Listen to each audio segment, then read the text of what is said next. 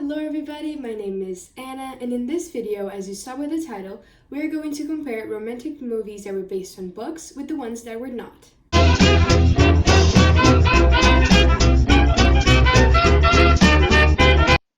So let's get started, shall we? The movie that we're gonna analyze in the based on a book category is the To All the Boys I've Loved Before movie. I chose this movie because I read the books, and since I am totally in love with it, I can tell you the perspective from someone that read the books before seeing the movies. The books from the To All the Boys series were written by the author Jenny Han. Our second title for the based on a book category is The Kissing Booth. This movie is based on a Wattpad story that became a book by Beth Reekles. And in the not based on a book category, we have the movie Set It Up from Netflix. And the second title from the not based on a book category is 2 Weeks Notice. So now I'm going to read you some ratings from the Rotten Tomatoes website so you can have a taste of how critics and audience thought about the movies. So let's start with the To All the Boys one. It has a 97% tomato meter and a 86% audience score. The Kissing Booth, on the other hand, it has a 17% tomato meter and a 59% audience score. So, as you can see, the scores from the based on a book movies can vary a lot based on how the movie is portraying the book. But now let's skip to the not based on books rating. Set It Up from 2018 has a 92% tomato meter and a 68% audience score. And 2 Weeks Notice has a 42% tomato meter and a 59% audience score. So, as you can see, I picked movies that, even if they are in the same category, have very different rating types. So now I'm going to talk a bit about my opinion since we've already seen the ratings from most of the audience.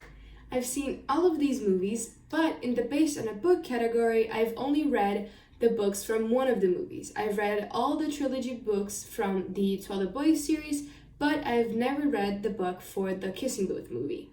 In my opinion, I'm just able to tell you about the To All the Boys movie a little bit more in depth, since I can't criticize the adaptation from the book to the movie for the Kissing Booth one, since I've never read the book.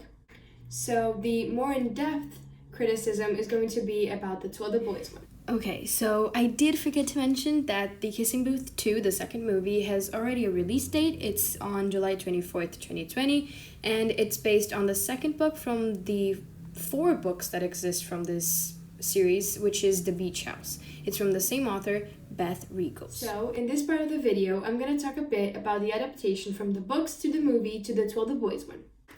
Okay, so just so you can see, these are my books for the To All the Boys movie. As you can see, I'm a bit passionate about them. I read a lot in them. This is a newer copy. I have read the book. It's just that the one that I read, the copy that I read, had too many writings on them. So I decided to buy a new one. This is the first one, the To All the Boys one. The second one, P.S. I Still Love You. And the third one, Always and Forever, Lara Jean. As someone that has read the books, I can say that the adaptation from the books to the movie was pretty well made. The director worked directly with the author to know exactly what she envisioned for her books. But again, as a book reader, I can tell you that there were some scenes that I was pretty disappointed that didn't make the cut. So now that we've talked about my opinion as a book reader, let's talk a bit about the pressure that movies based on books have. Since the directors usually can't fit a whole book in just one movie, they need to do some adaptations and some cuts. And here is where the pressure comes in. Since the books were here first, the readers already have a vision in their heads of how characters look, how they see the story, and all of that. And directors have to put that in a screen. And they usually get a lot of criticism because they had to cut scenes or because they didn't cast someone that just in the reader's head looked like the character. For example, in the To All the Boys trilogy, there is a character called John Ambrose. In the books, John is described as a Caucasian blonde guy. But when they casted the role in the movie, they casted Jordan Fisher, who has I'm reading so that I don't get this wrong, has an African American, Nigerian, Cambodian, English, Polynesian, Italian, Greek, and Scandinavian origin. I'm going to put on the screen right now a comparison between John Ambrose, how he's portrayed in the end of the first movie, where they didn't know if there was going to be a second movie, and in the second movie where John is played by Jordan Fisher, and you can see a pretty big difference. So you can see that the biggest difference between the movies based on a book and the movies that weren't based on books is basically the pressure and the criticism that they have from the readers.